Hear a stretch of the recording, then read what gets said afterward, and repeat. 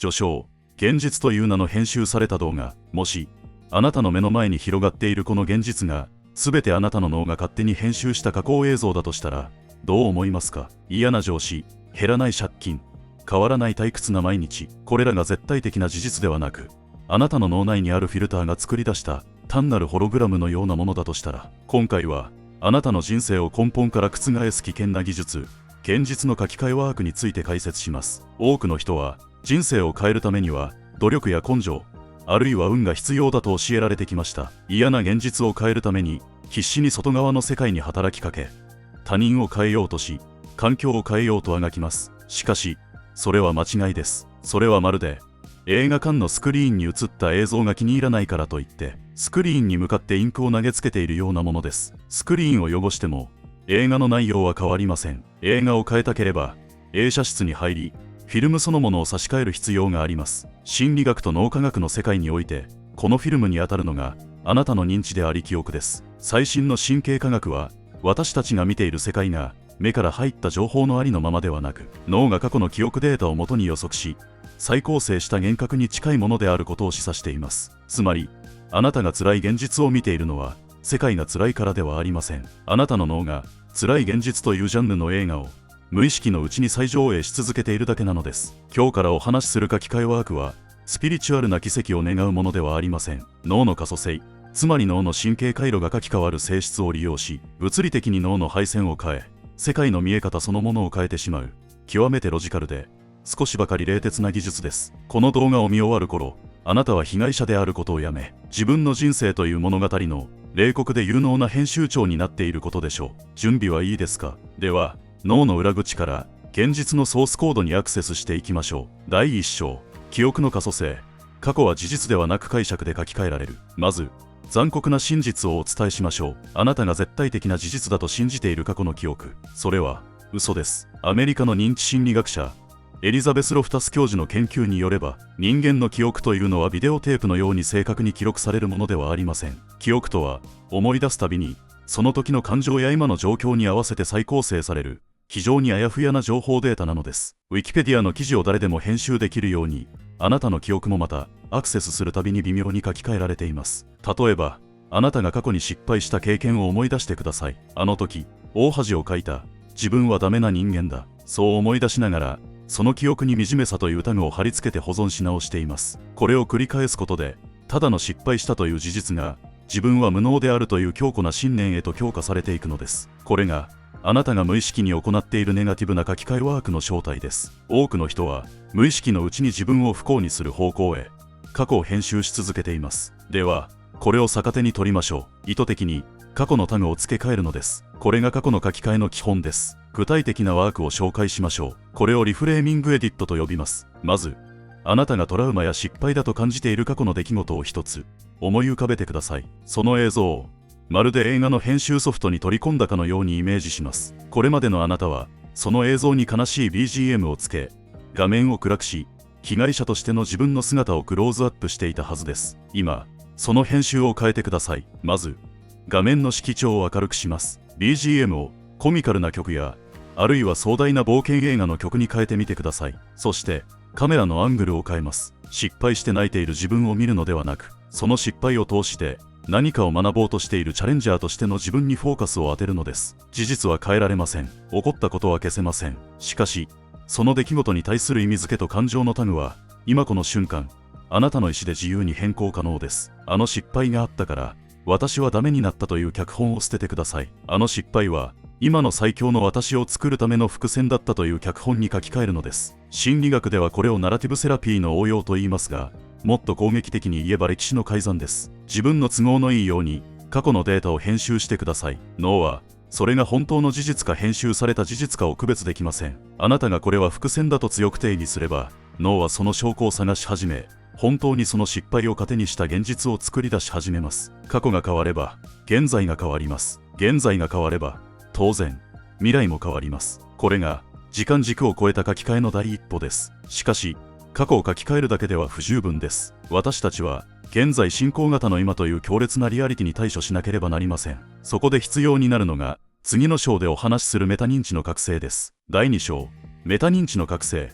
プレイヤーから脚本家へ視点をずらす技術。あなたは今、人生というゲームのプレイヤーとしてフィールドを走り回っています。目の前の敵問題に必死で反応し、ダメージを受け、感情を揺さぶられています。これが眠っている状態、つまり現実に埋没している状態です。書き換えを行うためには、あなたは一度プレイヤーとしての自分から抜け出し、ゲームを操作しているプレイヤーの外側、あるいは物語を書いている脚本家の視点に立つ必要があります。これを心理学用語でメタ認知と呼びます。メタ認知とは、認知している自分をさらに高い視点から認知することです。幽体離脱して天井から自分を見下ろすような感覚に近いかもしれません。なぜこれが必要なのでしょうか。それは渦中にいる人間には流れを変えることができないからです。激流に流されている時に川の流れを変えることはできません。流れを変えるには一度岸に上がり、川全体を見渡せる場所に立つ必要があります。具体的な視点の書き換えワークを行いましょう。日常生活の中でイラッとしたり不安になったり、感情が大きく動いた瞬間がチャンスです。その時、反射的に怒ったり落ち込んだりする前に、心の中でこうつぶやいてください。カット。映画監督が撮影を止めるように、あなたの脳内でカチンコを鳴らすのです。そして、こう自問します。今、このキャラクター自分は、どんな刺激に対して、どんな反応プログラムを実行しようとしているのか。こう問うた瞬間、あなたの意識は怒っている自分から怒っている自分を観察する自分へとシフトします。主観から客観へ、プレイヤーから脚本家へ。この 0.1 秒の視点の移動こそが運命の分岐点です。脚本家の視点に立てば、あなたは次の行動を選べるようになります。ここで怒鳴り返すといういつものパターンの脚本を採用するか、それともあえて冷静に微笑み、相手を困惑させるという新しい脚本を採用するか。人生がうまくいかない人は、この選択の瞬間があることに気づかず、過去の習慣や本能のままに自動反応だけで生きています。それは誰かが書いた下手な脚本を何も考えずに演じさせられている三流役者と同じです。書き換えワークの極意は、1日の中にこのカットをかける回数を増やすことにあります。1日1回でも構いません。電車に乗り遅れた時、スマホを落とした時、誰かに嫌味を言われた時、感情が動いたらカット。そして脚本家の椅子に座り直し、最高にクールであなたにとって利益のある次のシーンを書き下ろしてください。この繰り返しがあなたの脳の前頭前や理性を司る部分を鍛え、情動に支配されない強靭なメンタルを作り上げます。そしてこの脚本家モードに慣れてきたら、次はいよいよ未来の書き換えへと進みます。脳の面白い機能、予期的記憶を使ったハッキングです。第3章、予期的記憶のハッキング。脳を騙して未来を既視感に変える。あなたは予知能力を信じますか？オカルトの話ではありません。脳科学的に言えば、人間の脳は常に数秒から数年先の未来を予知し続けています。これを予測不合かプレディクティブコーディングと呼びます。脳は過去の膨大な記憶データベースを参照し、次に何が起こるかを常にシミュレーションしています。そして恐ろしいことに、脳はその予測通りにあなたの体を動かし、予測通りの結果を出そうとする習性があります。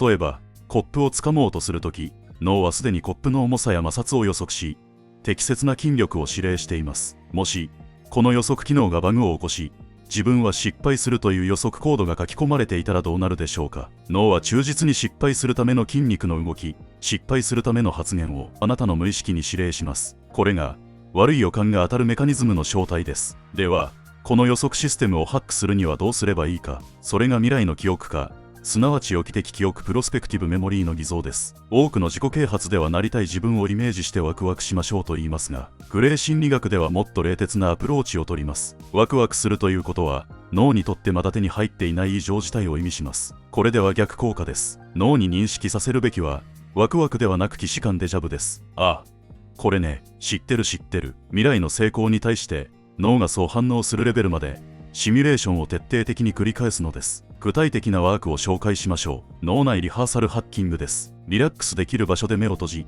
あなたが望む未来のワンシーンをイメージしてください。昇進した自分、理想のパートナーといる自分、何でも構いません。ここでのポイントは、映像を見るのではなく、五感のデータを捏造することです。その場所にいる時の湿度を感じてください。着ている服の肌触りを感じてください。周囲の雑音、匂い、コーヒーの味、それらを脳内でリアルに再現すればするほど、脳の運動や感覚やは実際にそれを体験している時と同じように発火します。そして心の中でこうつぶやきます。これは未来の記憶だ。このシミュレーションを繰り返すと、脳内ではヘ不足と呼ばれる現象が起きます。共に発火したニューロンは結合するという法則です。つまり、まだ現実には起きていないはずの未来の出来事が、脳内ではすでに経験した強固な神経回路として物理的に形成されていくのです。一度回路が出来上がってしまえば、こっちのものです。脳は認知的不協和を解消しようとします。つまり、脳内には成功している回路があるのに、現実がそうなっていないのはおかしいと判断し、現実の方を脳内のイメージに合わせようと、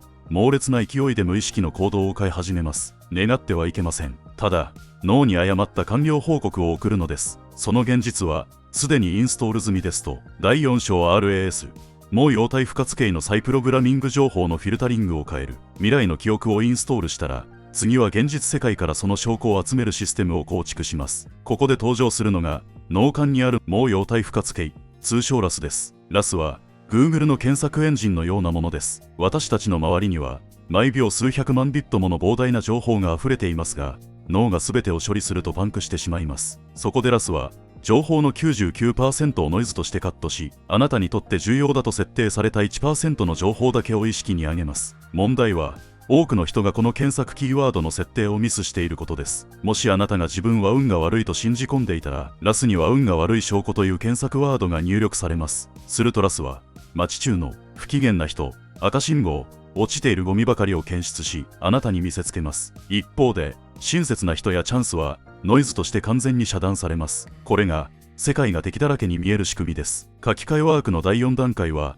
このラスの検索設定を強制的に変更することです。そのための最強のツールが、演技、アクティングです。形から入るなんて意味がないと笑う人がいますが、それは脳科学を知らない素人のざれ言です。認知科学には身体化された認知エンボディドコグニションという概念があります。心、脳が体を動かすだけでなく、体、行動が心、脳を作るという事実です。今日から、あなたはすでに理想の現実を生きている自分として振る舞ってください。自信満々な自分になりたいなら、背筋を伸ばし、歩幅を広げ、ゆっくりと低い声で話すのです。お金持ちになりたいなら、コンビニで水を買うときも、まるで高級ホテルのラウンジでミネラルウォーターを選ぶ富豪のように優雅に振る舞ってください。バカバカしいと思いますか？いいえ。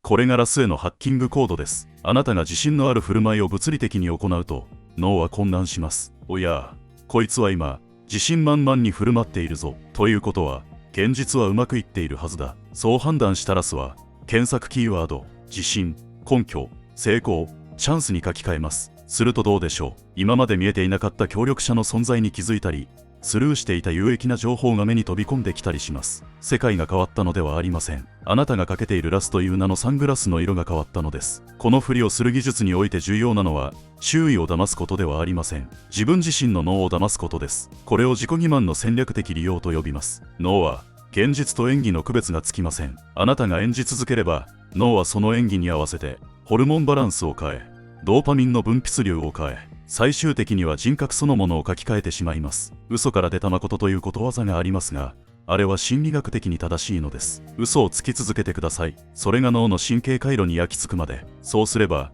嘘はいつしか新しい真実として上書き保存されます。ここまで来れば、書き換えはほぼ完了です。しかし、最後に一つだけ、多くの人が脱落する壁が存在します。それが、変化を拒む脳の防衛本能、ホメオスタシス、恒常性の逆襲です。最終章では、この最後の敵を無力化し、新しい現実を固定化する方法についてお話しします。最終章、新しい世界線への定着認知的不協和を味方につける。書き換えワークを実践し始めると、数日後、あるいは数週間後に必ずある現象が起きます。それは、猛烈な揺り戻しです。急にやる気がなくなったり、なぜか急に昔のネガティブな感情がぶり返したり、あるいは体調を崩したりすることさえあります。多くの人はここで、やっぱり自分には無理だったんだ、これは間違った道なんだと勘違いして、元の世界に戻ってしまいます。しかし、断言します。その不快感こそが、書き換えが順調に進んでいる何よりの証拠です。これは脳科学におけるホメオスタシス、恒常性の働きです。ホメオスタシスとは、体温を一定に保つように、生態を現状のまま維持しようとする強力な防衛本能です。脳にとって、変化はそれが良い変化であれ悪い変化であれ、死のリスクと認識されます。だから脳は、あなたが新しい自分になろうとすると、全力でアラートを鳴らし、居心地の悪い不協和音を発生させて、元の慣れ親しんだダメな自分に戻そうと画策するのです。この現象を、心理学では好転反応や消去バーストと呼ぶこともあります。ゲームのラスボスが倒される直前に、第二形態に変身して暴れ回るようなものです。ではこのホメオスタシスの逆襲にどう対処すればいいのでしょうか。答えは戦わないことです。不安や違和感が襲ってきたらこう思ってください。おっと、脳が現状維持しようと必死になっているな。よほど新しい変化が効いているらしい。この不快感をやめる理由にするのではなく、順調なプロセスの一部としてラベリングし直すのです。これを認知的不協和の利用と言います。脳内には今、古いニューロンの結合と新しいニューロンの結合が戦争をしています。あなたが不快感に耐え、新しい行動、振りをすること、メタ認知を淡々と続ければ、脳はいずれ折れます。わかった。わかったよ。お前がそこまで言うなら、新しい自分の方を現状、デフォルトに設定し直そう。脳がそう降参した瞬間、ホメオスタシスは味方に変わります。今度は逆に、成功している新しい自分を維持するために、全力であなたをサポートし始めるのです。一度ここまで到達すれば、もう努力はいりません。呼吸をするように成功し、当たり前のように幸せでいる。それが、新しい世界線の日常になります。エンディング。あなたという物語の独裁者になれ。ここまでの話をまとめましょう。現実は、変えられない固形物ではありません。それはあなたの脳が編集し続けている流動的なデータストリームです。過去の失敗は伏線に編集し直せる。現在の感情はメタ認知で客観視し、反応を選べる。未来は予期的記憶で捏造し、既視感に変えられる。そして、演技によってラスのフィルターを変え、ホメオスタシスさえも飼いならすことができる。これが、グレー心理学が提案する書き換えワークの全貌です。明日から、世界が急に優しくなるわけではありません。相変わらず、理不尽なことや面倒なことは起きるでしょう。しかし、あなたはもう、それに翻弄される無力なエキストラではありません。あなたは、手にカチンコと編集ソフトを持っています。気に入らないシーンがあれば、カットをかけ、脚本を書き直し、撮り直せばいいのです。何度でも、誰かの顔色を伺う必要はありません。社会の常識という名の古い脚本に従う必要もありません。あなたの脳内で上映される映画の総監督はあなたです。その権限は、誰にも奪うことができない絶対的なものです。さあ、顔を上げてください。素晴らしい映画を撮りに行きましょう。あなたの人生という名の最高傑作を。最後までご視聴ありがとうございました。もしこの動画で脳のバグに気づけたなら、ぜひチャンネル登録と高評価で、あなたのラスにこの情報は重要だと教えてあげてください。それではまた次回の動画で脳の裏側でお会いしましょう。